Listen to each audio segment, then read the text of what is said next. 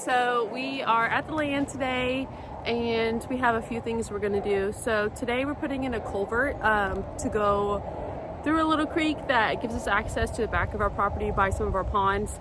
And we're gonna do that, but my husband's getting a haircut. So while he's gone, I'm going to spend some time with my girls.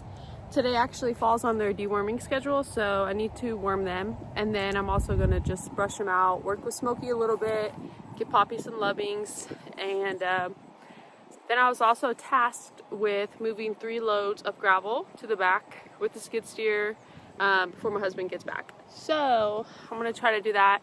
I need to swap the attachment that's on the skid steer right now, which should be easy. So yeah.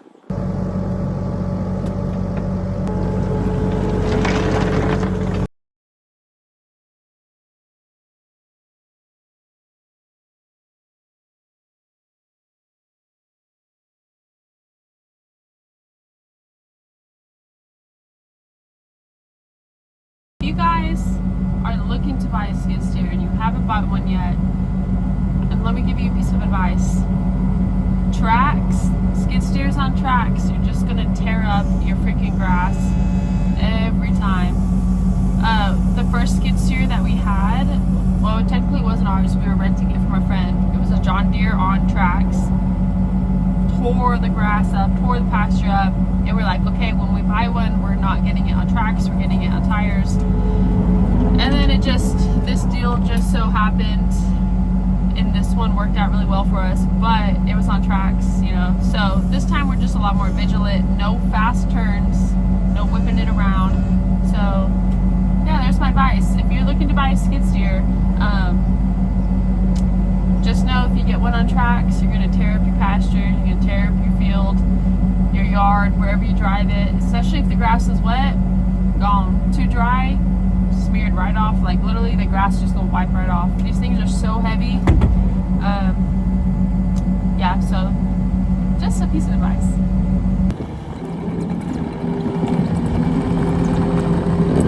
Put a culvert in right here, and we found a snake. Yeah, he's right here. Right here. We're just gonna leave him alone. Mateo. But as we said in before, our ponds are all back here, but this is your access point, and it's kind of hard to drive through here. And there's a creek that's kind of already been diverted naturally, I guess. Yeah, it's already kind of been diverted, so water washes out. It just depends like how heavy the rainfall is. So he's gonna go ahead and put in a culvert and give it a direct flow so we can have easy access back here and it won't keep washing out. Yes.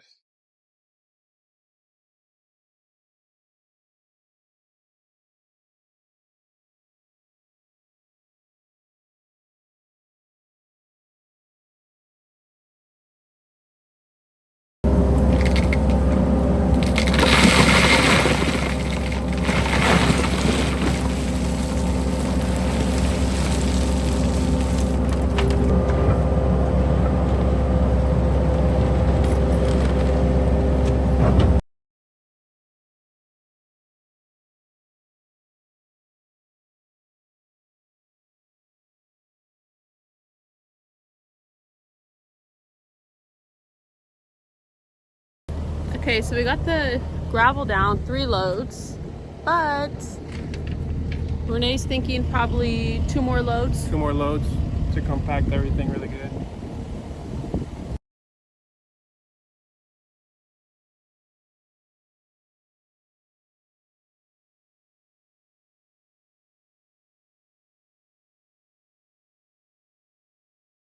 Did you say hi?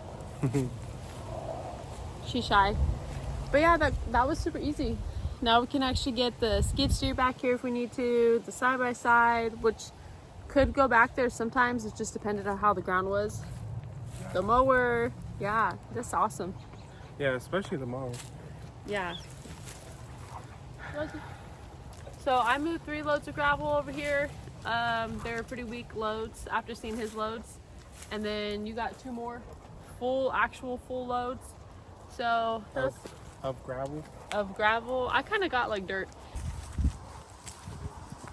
This is my favorite tree in the property. Isn't that beautiful?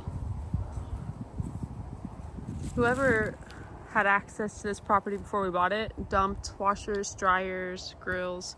We got to clean that up. This is the back, one portion of the back of the land, the back part.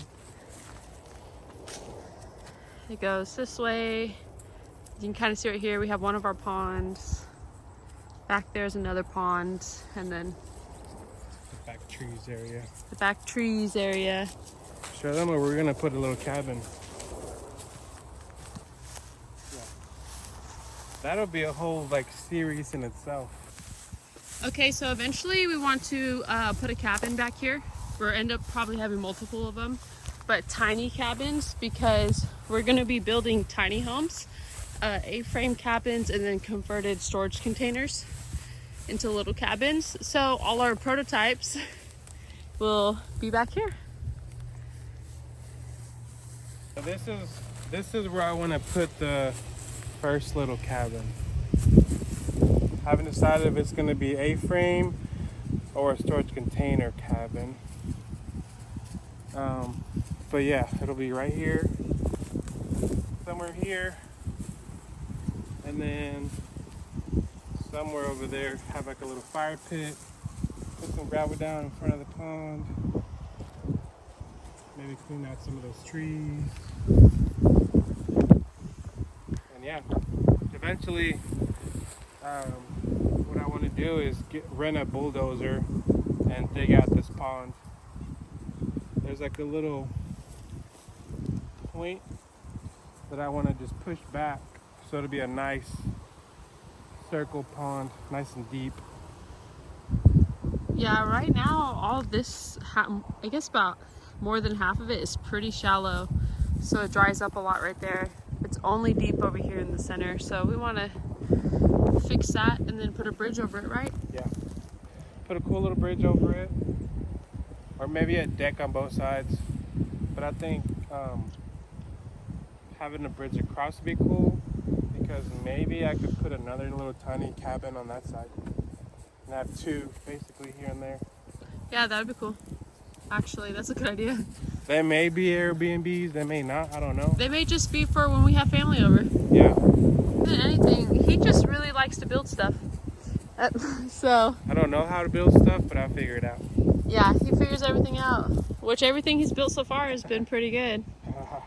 So yeah, we're just gonna build some stuff and put it back here.